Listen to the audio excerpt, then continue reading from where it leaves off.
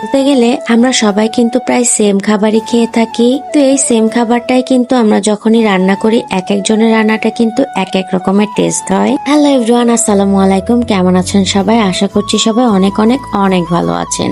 আমি কিভাবে তান্দুরি চিকেন বানাই সেটাই আজকে আপনাদের সঙ্গে আমি শেয়ার করব।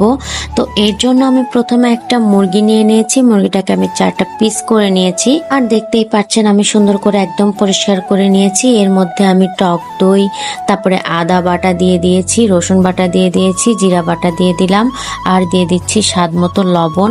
এখন দিয়ে দেবো একটু ঝাল ঝাল করে মশলা, মরিচের গুঁড়া। মরিচের গুঁড়াটা তান্দুরিতে একটু বেশি দরকার হয়। আর দিয়ে দিলাম সয়া সস। এখন দিয়ে দিচ্ছি কালো গোলমরিচের গুঁড়া, আর দিয়ে দিচ্ছি হচ্ছে ভিনেগার।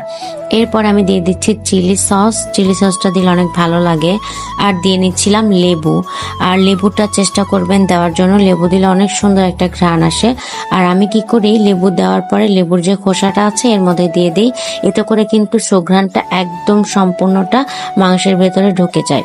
এখন আমি সবগুলো মশলাকে একদম সুন্দর করে চিকেনের সঙ্গে মিক্সড করে নিচ্ছিলাম। স্ক্রিনে দেখানোর প্রসেস ওয়াইজ আপনারা চেষ্টা করবেন সবগুলো মশলা একদম চিকেনের ভেতরে যেন ঢুকে যায়, এইভাবে করে মাখিয়ে রাখতে। তো আমি এখানে সুন্দর করে মাখিয়ে নিয়েছিলাম। আর দেখতেই পাচ্ছেন লেবুর খোসাটা আমি ভেতরে রেখে দিয়েছি, এতে করে সুন্দর একটা স্মেল আসবে। আর দেখুন একদম স্পাইসি করব জন্য আমি মরিচের গুঁড়াটা একটু বেশি দিয়েছি। আপনারা যারা ঝাল খেতে কম পছন্দ করেন তারা ঝাল কমায় দিবেন। আমি 8 ঘন্টা পরে চিকেনটাকে নিয়ে আসতেছি। চিকেনটাকে নিয়ে এসে এখন আমি একটা ফ্রাই প্যানের মধ্যে এটাকে খুব সুন্দর করে ভেজে নিব। আর আমি এখানে অল্প তেল ইউজ করেছি, কারণ পরে আমি বাটার ইউজ করব। যেহেতু তান্দুরি চিকেনে তেল কম লাগে আর হচ্ছে বাটারটাই বেশি ইউজ করা হয়, এই জন্য কিন্তু আমি তেলটা কম ইউজ করেছি। তো এখন আমি এটাকে একটু ঢেকে দিচ্ছি, কারণ চিকেনটাকে একটু সিদ্ধ হইতে হবে। যদিও বা আমি এখানে উল্টিয়ে পাল্টে বেশ কিছুক্ষণ ধরে ভেজে নিব।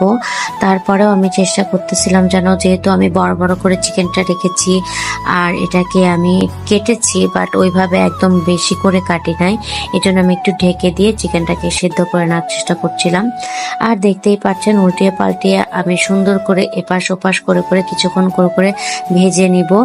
এখন দেখুন যখন এরকম একটা কালার চলে আসবে তখন আমি এখানে বাটার ব্রাশ করে দিচ্ছিলাম, কারণ এখানে বাটারের স্মেলটা অনেক অনেক সুন্দর আসে। তান্দুরি চিকেনে বাটার ইউজ করলে কিন্তু এটার ফ্লেভারটা মাংসের ভেতরে ঢুকে যায়, তখন খেতে কিন্তু অসম্ভব মজা লাগে। তো দেখতেই পাচ্ছেন যেহেতু আমি কম তেলে ভাজতেছি আর বাটার ইউজ করতেছি, এই জন্য আমি এভাবে ধরে ধরে 4-5টা সুন্দর করে করে ভেজে নিচ্ছিলাম, এতে করে যেন প্রত্যেকটা সাইড সুন্দর একটা ব্রাউন কালার চলে আসে।